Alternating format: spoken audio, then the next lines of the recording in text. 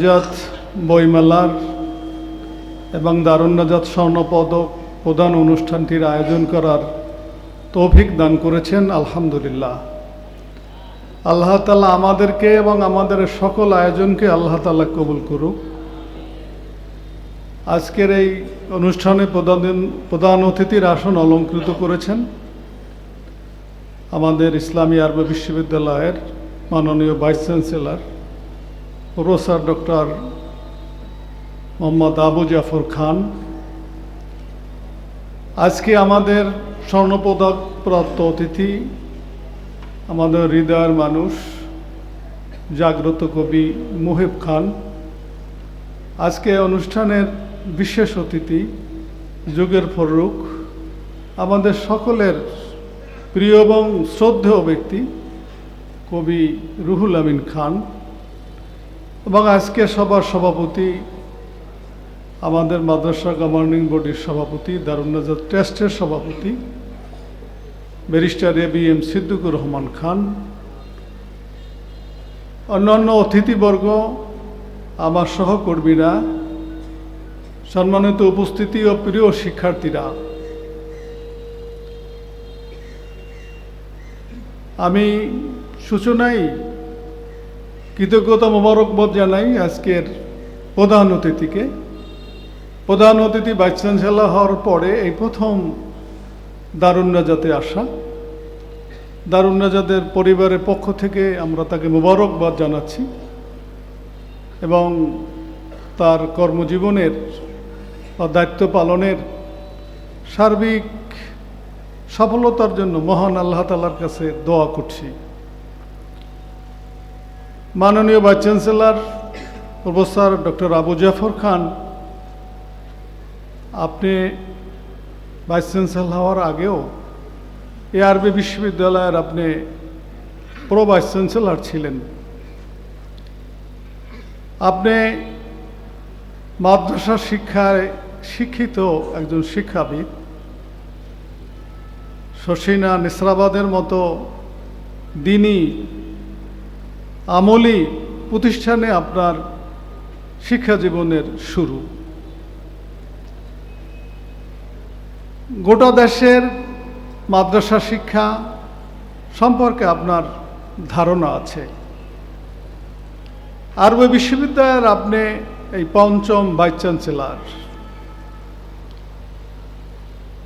আমি সকল ভাইস চ্যান্সেলরদেরকে শ্রদ্ধার সাথে স্মরণ করি, বিশেষত প্রথম ভাইস চ্যান্সেলর আমাদের সরাসরি শিক্ষক ঢাকা বিশ্ববিদ্যালয়ের প্রফেসর ডক্টর আনামা রয়সুদ্দিন স্যার, যিনি ইন্তেকাল করেছেন। আমি তার রুহের মাগফিরাত কামনা করি, আল্লাহ তাকে জান্নাতুল ফেরদাউস নসিব করুক। মাননীয় ভাইস চ্যান্সেলর মহোদয়, আপনার আরবি বিশ্ববিদ্যালয়ের নিজস্ব কোনো মাদ্রাসা নেই। এই দারুন নাজাত বা এই ধরনের মাদ্রাসাগুলোই আরবি বিশ্ববিদ্যালয়ের মাদ্রাসা। এই মাদ্রাসার শিক্ষকরাই আরবি বিশ্ববিদ্যালয়ের শিক্ষক। এই মাদ্রাসাগুলোর শিক্ষার্থীরাই আরবি বিশ্ববিদ্যালয়ের শিক্ষার্থী। আরবি বিশ্ববিদ্যালয়ে বহু মানুষের, শত বছরের, এদেশের বহু হক্কানি আলেম ওলামা পীর মাশায়েখদের অনেক প্রত্যাশা, অনেক শ্রম, অনেক দোয়া, অনেক আন্দোলনের ফসল ইসলামী আরবি বিশ্ববিদ্যালয়। আমার জীবনের খুব একটা ঘটনা মনে পড়ে। মদিনা সম্পাদক মাওলানা মহিউদ্দিন খান মৃত্যুর আগে ইসলামী ব্যাংক হাসপাতালে ভর্তি ছিলেন। আমার সাথে জীবনে ওনার সাথে ওইটা ছিল শেষ দেখা। তখন আরবি বিশ্ববিদ্যালয় প্রতিষ্ঠা হয়ে গেছে, কার্যক্রম চালু হয়ে গেছে। উনি নিজেই আরবি বিশ্ববিদ্যালয়ের খোঁজখবর নেওয়া শুরু করলেন এবং বলা শুরু করলেন, সেই মনিরুজ্জামান ইসলামাবাদী থেকে শুরু করে, যে আরবি বিশ্ববিদ্যালয় প্রতিষ্ঠার জন্য কি কি ঘটছে। এবং শেষে উনি শেষই করছেন না। আমি কষ্ট অনুভব করছি, যিনি অসুস্থ মানুষ অথচ কথা বলেই চলছেন। ওনার সাথে যে আছেন, ওনার বড় ছেলে ছিল, তারাও উনি যে এত আবেগ নিয়ে কথা বলতেছেন ওনার স্বাস্থ্যের জন্য, সেটা ক্ষতি হইতে পারে সেটা আশঙ্কা করতেছে, কিন্তু উনি মোটে আমাকে ছাড়ছেন না। উনি বলার শেষ পর্যায়ে এসে যে কথাটা বললেন যে আপনারা পাহারা দেবেন আরবি বিশ্ববিদ্যালয়কে, এই যে মনীষীদের শ্রম, চোখের পানি, এগুলো যেন বৃথা না হয়, নষ্ট না হয়, বিশ্ববিদ্যালয়ের পরিবেশ যেন কেউ নষ্ট করতে না পারে, এটা কিন্তু আপনাদের দায়িত্ব। ক্ষতিগ্রস্ত কিন্তু আপনারাই হবেন। এবং এটা উনি এত দৃঢ়তার সাথে বলতেছিলেন যে কথাগুলো আমার হৃদয়, আমার কানে সবসময়ই বাজে। আল্লাহ তাআলা আপনাকে বিশ্ববিদ্যালয়ের ভাইস চ্যান্সেলর বানিয়েছেন, আল্লাহ পাকের অনুগ্রহ আপনার প্রতি আছে। এদেশের সৎ সরল দিনের দরদি মাদ্রাসার সাথে সংশ্লিষ্টরা বা ইসলামী শিক্ষার সাথে সংশ্লিষ্টদের দোয়া, চোখের পানি আপনার প্রতি আছে। কোন অপশক্তি, কোন সুবিধাবাদী দল গোষ্ঠী, কারো রক্তচক্ষু বা কারো অপকৌশলে আপনি হোঁচট খাবেন না, এটাই আমাদের প্রত্যাশা। আমাদের বিশ্বাস যে আপনার মেধা, আপনার প্রজ্ঞা, আপনার দূরদর্শিতা শুধু আপনাকেই আগাইয়ে নেবে না, এই মাদ্রাসার শিক্ষাকে আগাইয়ে নেবে, এইটা আমরা আশা করি এবং মহান রবের কাছে এই দোয়া করি। মাদ্রাসা আরবি বিশ্ববিদ্যালয়ের কি সমস্যা এগুলো আমি জানি, আপনিও জানেন। এ বিষয় নিয়ে আমি এখন কথা বলে আপনাদের সময় নষ্ট করতে চাই না। আমরা মাদ্রাসা শিক্ষার প্রতি শিক্ষার্থীদের, শিক্ষকদের, অভিভাবকদের যদি আগ্রহ সৃষ্টি করতে না পারি, তাহলে তো আরবি বিশ্ববিদ্যালয়ের আসল উদ্দেশ্যই ব্যর্থ হবে বলে আমি মনে করি। কাজেই মাদ্রাসা সংশ্লিষ্ট শিক্ষক, অভিভাবক, শিক্ষার্থী এদের আস্থার জায়গা যদি আরবি বিশ্ববিদ্যালয় হয়, মনে যদি আশা জাগে, তাহলে আরবি বিশ্ববিদ্যালয় প্রতিষ্ঠার উদ্দেশ্য সার্থক হবে, আপনিও সফল হবেন। সকলের দোয়া এবং সকলের কাছে আপনি সম্মানের পাত্র হিসেবে বিবেচিত হবেন। আল্লাহ তাআলা আপনাকে সেই তৌফিক দান করুক। সম্মানিত উপস্থিতি, প্রিয় উপস্থিতি, আজকে আমরা স্বর্ণপদক প্রাপ্ত হিসেবে আমরা নাম ঘোষণা করছি জাগ্রত কবি মোহেব খানকে। বহু নাম তার আছে, বহু নামে তাকে ডাকে। আমার কাছে ছোট্ট নামটাই খুব অর্থবহ। তার অনেক সঙ্গীত, অনেক নাচ, তার বক্তব্য আমাদেরকে উৎসাহিত করে। বিশেষ করে আমরা যে বিষয়টাকে অগ্রাধিকার দিয়েছি, আমরা যারা স্বর্ণপদক কাদেরকে দেব, এটা আমাদের যে বোর্ড আছে, আমরা যে নিজেরা পরামর্শ করেছি, সেটা হলো কোরআনে কারিমের 30 পারার কাব্য অনুবাদ করার কারণে। ইতিপূর্বেও কেউ কেউ কোরআনের কাব্য অনুবাদ করেছে, কিন্তু মোহেব খানের অনুবাদেও ভিন্নতা আছে, আর ব্যক্তি মোহেব খানেও ভিন্নতা আছে। আমি যে জিনিসটা বিশ্বাস করি, আমি গত আসরের আগের অনুষ্ঠানে বলেছি যে আমরা কৃতিমানদেরকে সম্মান করি, পছন্দ করি। কোন কৃতিমানকে? যে কৃতিমান আল্লাহর হুকুম, আল্লাহ নবীর সুন্নাহ নিয়ে কৃতিমান হয়েছে, তাকে আমরা সম্মান করি, তার মতো আমরা হতে চাই। মোহেব খান আপাত মস্তকে একজন আলেম পরিবারের সন্তান। তার বাবা, তার দাদা, তার ভাই, তার পরিবার সম্পর্কে আমাদের ধারণা আছে। এদেশে বহু আলেমের বহু চরিত্র, বহু কবি সাহিত্যিকের বহু রূপ এই জাতি অবলোকন করেছে। আমি মনে করি এর মধ্যেও তাদের একটা আলাদা বৈশিষ্ট্য আছে কবি মোহেব খানের। এজন্যই মোহেব খানকে কিন্তু আমাদের চয়েস করা বা স্বর্ণপদক দেওয়া। দারুন নাজাত, তার চিন্তায় স্বকীয়তা, তার আদর্শের উপরে দৃঢ়তা, এ নিয়েই দারুন নাজাতের পথ চলা। এবং দারুণ নাজাদের আজকে সুনাম, সুখ্যাতি, মানুষের আস্থা, মানুষের ভালোবাসা, যা কিছু শুধু এই স্বকীয়তার কারণে। দারুণ নাজাদ কোনো ক্ষমতাসীন শক্তির, ক্ষমতাসীন দলের, অর্থ বিত্তবানদের সান্নিধ্য, উষ্ণতা এগুলো কখনো কামনা করে না। দারুণ নাজাদ হক সিলসিলাকে অনুসরণ করে, হক্কানি আলেমদেরকে সম্মান করে, হক সিলসিলা ফুরফুরা শশীনাকে অনুসরণ করে। দারুণ নাজাদের স্বকীয়তাই কিন্তু এইখানে। দারুণ নাজাদের সব শিক্ষার্থীরা আসে, তারাও এই স্বকীয়তার কারণে আসে। যেসব অভিভাবকদের শিক্ষার্থীরা আসে তারাও এটা পছন্দ করে। দারুণ নাজাদের শিক্ষকরাও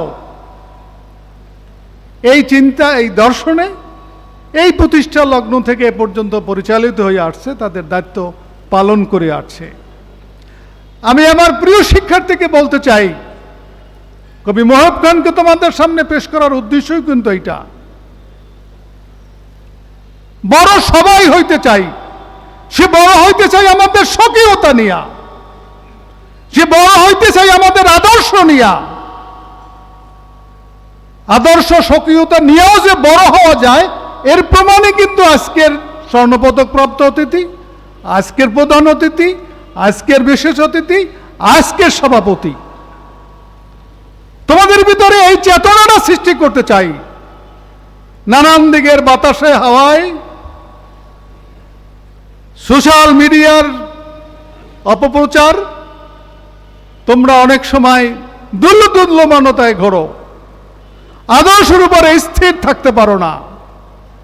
আদর্শের কখনো বাতাসে হেলতে নেলতে পারে না। আদর্শ কখনো মানুষের কি চেঞ্জ হইতে পারে না। একজন মোমেন সে না খেয়ে মরতে পারে, একজন মোমেন সে ধুকে ধুকে অসুস্থতায় মরতে পারে, কিন্তু সে তার আদর্শকে বিসর্জন দিতে পারে না। তাহলে তার ইমানের ঘাটতি আছে, এটাই বুঝতে হবে। যে খুব স্পষ্ট বার্তা তোমাদের কাছে আজকের এই অনুষ্ঠানটি, যে গ্রহণ করবা সে লাভবান হবা, সে উপকৃত হবা, দেশ জাতির কাছে সে গুরুত্ব পাবা, দেশ জাতি সেবা করার সে দক্ষ যোগ্য হিসেবে নিজকে গড়ে তুলতে পারবা। আজকের বিশেষ অতিথি কবি রুহুল আমিন খান সাহেবকেও আমরা মোবারকবাদ জানাই যে অসুস্থ শরীরে দীর্ঘ সময় তিনি এখানে তাশরিফ আনছেন। এর আগের প্রোগ্রামেও ছিলেন, এ প্রোগ্রামেও আছেন, এবং এই বয়সে নানান অসুস্থতার পরও এই পরিবেশ, এই আদর্শের স্বকীয়তায় তাকে এখানে আনতে উৎসাহিত করেছে। আমরা দোয়া করি আল্লাহ তাকে সুস্থ রাখুক, সুস্থতার সাথে নেক হায়াত আল্লাহ তাআলা দান করুক। আমরা এরকম মানুষ চলে গেলে আমার মনে হয় এরকম মানুষ আর মনে হয় আমরা পাবো কিনা সেটা সন্দেহ আছে। আমরা গতবার যে ডক্টর AHM রহমান খানকে আমরা স্বর্ণপদক দিছিলাম ফেব্রুয়ারি মাসে, আল্লাহর ইচ্ছা আমাদের হাসানি হেয়ার আব্বা উনি ইতিমধ্যে ইন্তেকাল করেছেন। আমরা তার জন্য দোয়া করি, আল্লাহ তাকে জান্নাতের উচ্চ মাকাম আল্লাহ তাআলা দান করুক। কত আফসোস লাগবে যদি গতবার আমরা ওনাকে এই সম্মানটুকু দেখাতে না পারতাম। আমি বারবার চিন্তা করি যদি মহিউদ্দিন খান সাহেবকে যদি জীবিত থাকতো, তাকে যদি এই অনুষ্ঠানটা নিয়ে আসতে পারতাম, আমাদের হৃদয়ে জুড়িয়ে যেত। আমরা পারি নাই সেটা। কথা বাড়াতে চাই না। বইমেলা, আমাদের পূর্বের অনুষ্ঠানে আজকে সভাপতি ব্যারিস্টার সিদ্দিকুর রহমান খান বলেছেন যে পড়া পড়া, ইউটিউব, স্মার্টফোন এসব বিষয় না, এত নিউজের সোর্স। আমি কিন্তু এখনো প্রত্যেক দিন 5টা পেপারের পাতা উল্টাই, 5টা। ইত্তেফাক, সেই পুরান পত্রিকা, ইনকিলাব আমাদের পত্রিকা, নয় দিগন্ত, আমার দেশ, ডেইলি স্টার, প্রত্যেক পাতায় হেডলাইনগুলোর মধ্যেও জ্ঞান জড়িত আছে। আজকাল সোশ্যাল মিডিয়ার অনেক নিউজ তো বিশ্বাসই করা যায় না, কোনটা আগের, কোনটা পরের, কোনটা মিথ্যা। একই নিউজ, 5টা পেপারে 5টা হেডিং দেখলে বোঝা যায় যে বস্তুনিষ্ঠটা কি। কিন্তু তোমরা পড়তেই চাও না, না ক্লাসের পড়া, না অতিরিক্ত কিছু পড়া। এই কবি রুহুল আমিন খান সাহেব আমাদেরকে উৎসাহিত করছে যে তোমরা একজন লোক দাঁড়াইয়া বলো যে সূরা ফাতিহা থেকে শুরু করে সূরা নাস কোরআন শরীফের 30 পারার অনুবাদ পড়ছো। দেখা গেছে মজলিসে কেউ এই কথা বলতে সাহস পাই নাই।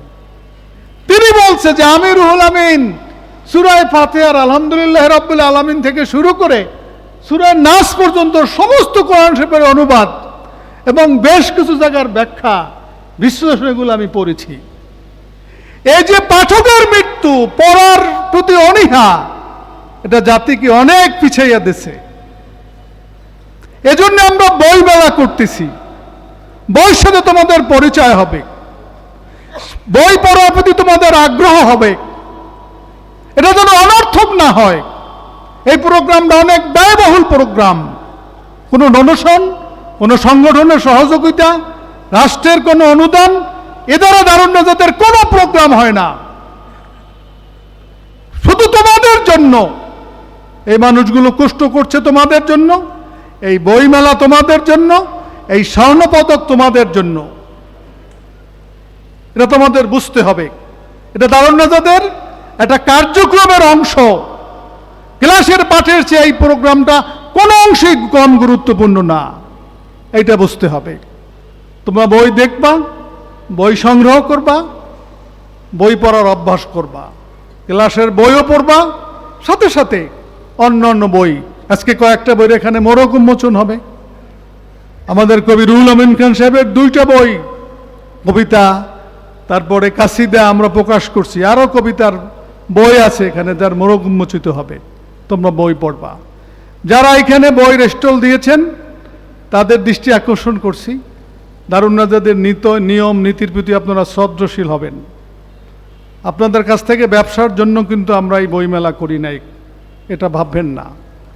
এটা শিক্ষা প্রতিষ্ঠান, এটা আদর্শ শিক্ষা প্রতিষ্ঠান। দারুণ নাজাতের নিয়ম নীতি প্রতি শ্রদ্ধাশীল হয়ে আপনারা সাবধানে, আপনারা এই আগামী শনিবার পর্যন্ত এই বইমেলা চলবে, আপনারা থাকবেন। আপনাদের বই হারাইয়ে না যায়, চুরি হয়ে না যায়, সতর্ক থাকবেন। মূল্যবোধের অবক্ষয়ের সময় বলা যায় না যে বইয়ের স্টল থেকে বই হারাইয়ে যাইবে না, চুরি হইবে না। মসজিদ থেকে মোবাইল চুরি হয়ে যায় যে দেশে, সে দেশে বই স্টল থেকে বই হারাইয়া চুরি হইবে না, এটা তো চিন্তা করা যায় না। সতর্ক থাকবেন, সাবধানে থাকবেন। সময়টা একটু অসময়, যে কোনো সময় ঝড় তুফান ছড়তে পারে। আমরা ত্রিপল দিয়েই স্টলগুলো তৈরি করছি, তারপরও আপনারা নিজস্ব পলিথিনের ব্যবস্থা রাখবেন। জোরে ঝড় তুফান হইলে বইগুলো যাতে আপনাদের ছেপ থাকে সেদিকে আপনারা খেয়াল করবেন। বেশি বৃষ্টি হইলে মাঠে পানি জমে যায়, নিষ্কাশন হইতে সময় লাগে, নিচ থেকে আপনাদের বইগুলো নষ্ট না হয় সেদিকে আপনি খেয়াল করবেন। যাই হোক, আমি সময় নষ্ট করতে চাই না। আমি আবারও আজকের প্রধান অতিথি, পদকপ্রাপ্ত অতিথি, বিশেষ অতিথি সহ সবাইকে আবারও মোবারকবাদ জানাই, ধন্যবাদ জানাই। আজকের প্রধান অতিথি তার বক্তব্যের মাধ্যমে এই বইমেলা উদ্বোধন ঘোষণা করবেন এবং আমাদের প্রোগ্রাম অনুযায়ী অন্যান্য প্রোগ্রামগুলো যথারীতি চলবে। আল্লাহ তাআলা আমাদের সকল কার্যক্রমে বরকত দান করুক, আমাদের নিয়াতকে আল্লাহ তাআলা খালেজ করুক, আমাদের শিক্ষার্থীদেরকে মানুষের মতো মানুষ হওয়ার আল্লাহ তাআলা তৌফিক দান করুক। আবারও দোয়া করি আল্লাহ অতিথিদেরকে সুস্থ রাখুক এবং হায়াতে তৈয়বা দান করুক। আসসালামু আলাইকুম ওয়া রাহমাতুল্লাহ। সম্মানিত